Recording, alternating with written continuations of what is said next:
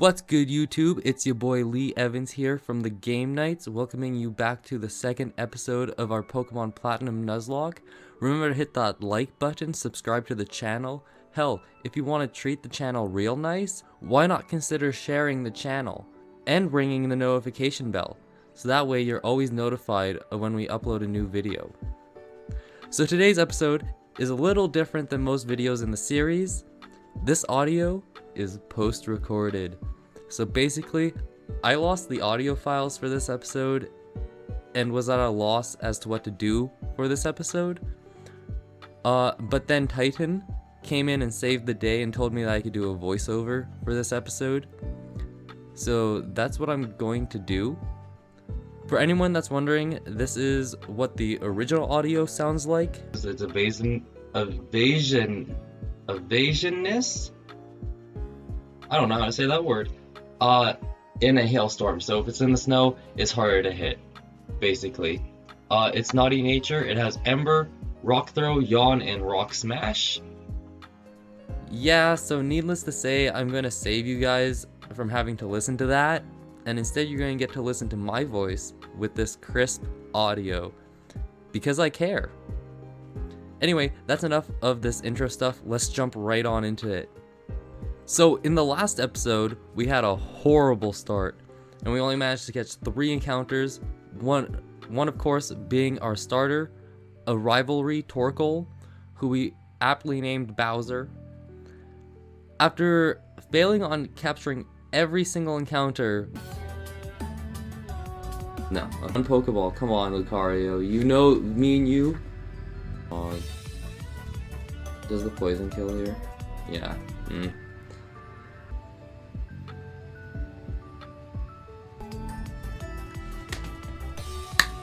Pokeball.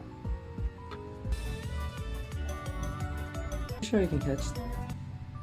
We finally caught a Snowcloak Macargo we named Sluagi, just after leaving Jubilife and handing Crits his berry butt to him. Once we got to Orberg, we failed to catch yet another Pokemon, but found a very special team member in Orberg Mine, Horn the Nuzleaf, because every Nuzlocke demands that you catch a Nuzleaf.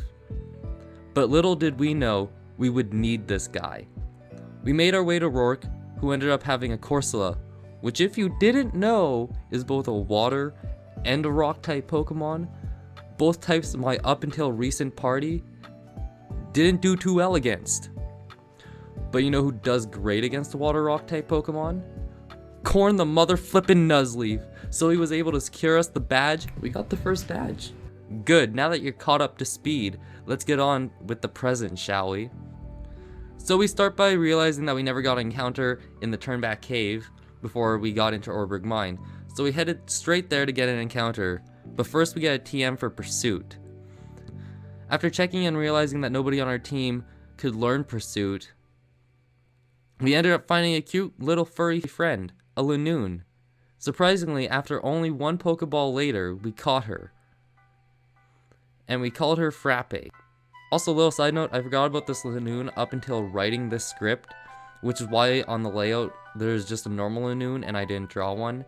Just clearing that up, I will add a drawn Lanoon later on. If this thing lives, if it doesn't die, don't hang me, please. Please, please, please don't hang me, please. Also, side note, there are also wild Chansey that spawn in this cave, and for the most part, this is where I will be coming back to train, which is exactly what I did with this Lanoon, until I got it to the same level as the rest of the team. Also, this Lanoon has color change as its ability, so it's incredibly garbage. After picking up our furry friend, we make our way back to Jubilife, which when we make it there, we see Dawn and the Professor being harassed by these weird-looking blue-haired people. Which, I mean, Dawn has blue hair, but hers is dark blue, and these guys have light blue hair, so I know that they're bad. Anyway, we make short work of these Team Galactic goons with the help of Dawn. With that taken care of, we need to make our way through the Ravaged Pass to get to Floraoma Town. But while in the Ravaged Pass, we stop to pick up the TM for Dragonclaw, which is my absolute favorite attack in the game. I don't know what it is, but something about 80 base attack, plus 100% accuracy, Dragon type attack, just seems so reliable to me. Most of the time, I'll opt to run Dragon Claw over Outrage competitively just because I like the move that much. Anyway, after a few battles and the TM for Giga Drain, which Corrin happily learned by the way, after picking the town clean of berries, no, not that one! Anyway, we head east to the Valley Windworks, but get stopped halfway when this little girl interrupts our journey and says something about her dad and something about kidnaps. I wasn't really listening, so I assumed that she was tired and needed a nap, so I had to go back to town to find her dad. When I noticed that there's another path out of town, I just want to pause here because I remember back as a kid, this one small sequence of events just took me hours of walking around, trying everything I could, and all I needed to do was walk to the back left side of Floraoma town, where 2 Team Galactic grunts are being the honey out of this old man. So naturally, I joined in, and the old man never stood a chance against the 3 of us. No, but actually, I beat up the grunts and they ran off to the windworks, but they dropped the door key to the windworks, so we take after them, but not before stopping in the grass to fail at catching a Shatot. After that tragedy, we break down the door to the Valley Windworks after beating up the doorman and sending him running to his boss. We quickly and efficiently make our way through each of the galactic grunts before coming face to face with Mars herself. For those of you that don't know, in the normal game, Mars has this fat cat, fat with a PH by the way, that could easily end most people's Nuzlocks. But I'm not playing a normal Nuzlocke, and she decided to lead with a Slugma. Not much to worry about there since I have its evolution on my team, so I switch into Sluagi, but after eating a rock throw for just under half of my health and being put into crit threat from this beast of a Slugma, I make the choice to switch into Frappe the Linoon, who eats the rock throw for about 6 HP of damage. I was honestly expecting it to do a lot more. I hit it with a headbutt, bringing it down to just about half as it goes for a yawn. I go for another headbutt, hoping to get a high roll, but fall just short of knocking it out. It misses its rock throw, and I fall asleep from the yawn. We slap out a Chesto Berry, but end up eating another rock throw before finally taking it out with a third headbutt. Next out is Stantler. I had no idea how much of an issue this Stantler was going to be. I switch into Bowser because he has the highest defense on our team, and I know Stantler is packing Stomp, which is a more than average for this point in the game attack that gets stab on top of it and has a chance to flinch you. It knows Hypnosis, which puts us to sleep from 1 to 5 turns. We have no more items to wake us up, so we have to hope to wake up before we die. On its second Hypnosis, it hits Bowser, putting us to sleep.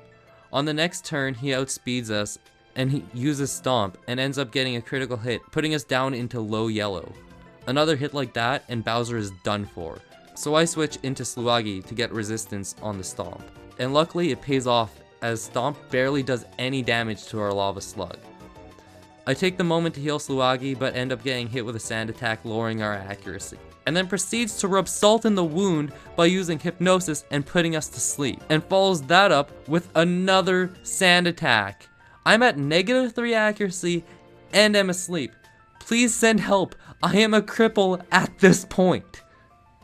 On the next turn, the endless sand attacks continue, but I end up waking up and using Yawn, ensuring that on the next turn, the Stantler goes to sleep. Sluagi really is clutching up this battle for us. I talk a lot of trash on Sluagi, but I'm happy to have him on my journey. I ended up switching in Frappe here while Stantler is asleep, just to reset the accuracy on Sluagi, because I wasn't feeling great about hitting a rock throw, but instantly get put to sleep with another Hypnosis and 2 more sand attacks. But I eventually wake up from the Hypnosis, but end up getting hit with another sand attack, as I hope to land a Yawn. And against all odds, I actually land a third Yawn. It feels like the Sahara Desert in my eyes. But I'm still gonna hit you with this Yawn. Way to go, Sluagi! I go for an Ember, but of course miss it, and the Stantler goes to sleep, but wakes up the next turn and hits us with another Hypnosis. I swear this battle is a battle of sleep tactics. After eating a few more stomps, I wake up and decide to heal after the Stantler landed a critical hit flinch on the next turn. On the next turn, it flinches me again, then follows it up with another hypnosis, putting me back to sleep. After taking 3 turns of Stomp, I wake up and decide that the sleep battle needs to end and dedicate myself to an all-out attack. I do, however, take the moment to heal Sluagi, then switch into Frappe to reset all the sand attacks, but instantly get put to sleep, which is fine, and lets me safely swap into a Stomp with Sluagi. I go for an Ember, and it hits me with yet another sand attack. My Ember takes me down just to below half health. I go for an Ember, and it hits me with yet another sand attack. My Ember takes it down just to below half, but it's holding a stupid freaking Oranberry, and it heals itself back up to the exact HP that it had before the Ember. The next turn, it lands a Stomp, and I land an Ember, taking it down to just over red health. One more Ember leaves the Stantler on just a few HP left. A few turns and a crit flinch later, and we wake up needing to heal. It's now or never if I want to win this battle. And with one final Ember, Sluagi ends up taking down the nightmare-inducing Stantler. Honestly, after that battle, it feels as though 10 years of my life was stolen from me. After the fight, Team Galactic runs away, and the little girl that I was sure was a ghost runs in and reunites with her father. On the way out, we get stopped by Licker, who says some stuff we already know, and then fucks off. A quick stop at the Pokemon Center later, and we are on the next route for an encounter, which happens to be a Sea King. We end up catching it and naming it Larry. And after that, we make our way back to the Pokemon Center. By the way, that battle with the Stantler was a full page in this script. A full page of just hypnosis, yawn, switch, miss, hypnosis, flinch, crit. Oh my god, I am having PTSD just recording this audio. Anyway guys, that's gonna be it for this episode of our Pokemon Platinum Nuzlocke. Thank you for watching the video all the way to the end. If you made it this far, type pickle sandwich or something in the comments. Also, don't forget to leave a like, subscribe to the channel. Each like and subscriber means so much to me and everyone here at the Game Nights. Also, hit the notification bell so you always know when we upload our videos. Anyway guys, this is Lee Evans from the Game Nights. Deuces.